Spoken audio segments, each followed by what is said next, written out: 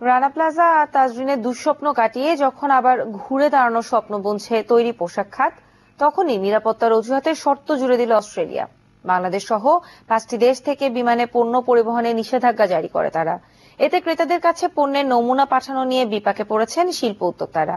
BGMEA সভাপতির মতে নিরাপত্তার অজুহাত ভিত্তিহীন।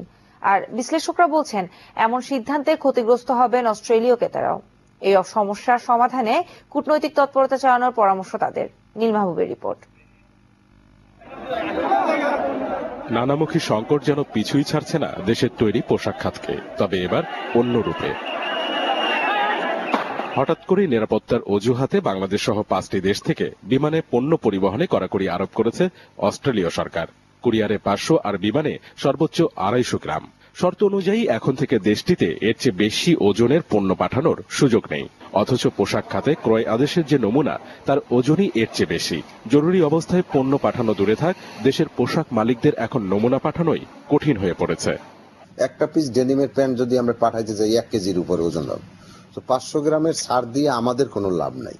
আর যে 5টা কান্ট্রি তারা করছে, তার সাথে যে 4টা কান্ট্রি আছে, আমি মিশরের কথা ওইভাবে বলবো না, কিন্তু বাকি 3টা কান্ট্রির সাথে বাংলাদেশের কোনোভাবেই কোনো যোগসূত্র হইতে পারে না।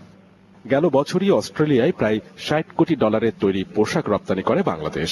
যদিও দেশটিতে জাহাজে পণ্য পাঠানোর সুযোগ আছে, তবে পরিবর্তিত এই অবস্থা যে রপ্তানিতে কিছুটা হলেও প্রভাব ফেলবে তা অস্বীকার করলেন না বিজিএমইএ সভাপতি। তবে বিশ্লেষকদের মত, এমন সিদ্ধান্তে ক্ষতিগ্রস্ত হবেন অস্ট্রেলীয় ক্রেতারাও। সাথে সমস্যার সমাধানে কূটনৈতিক তৎপরতা চালানোর পরামর্শ তাদের।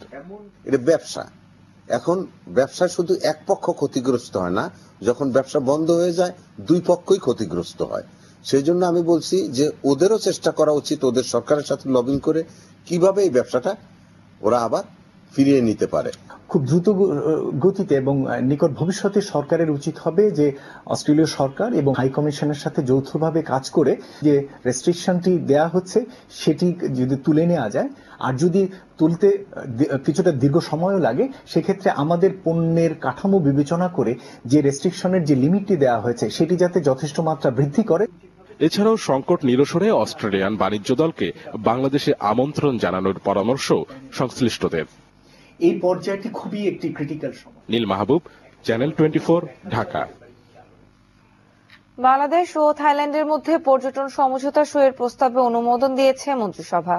সোমবার সচিবালয়ে প্রধানমন্ত্রী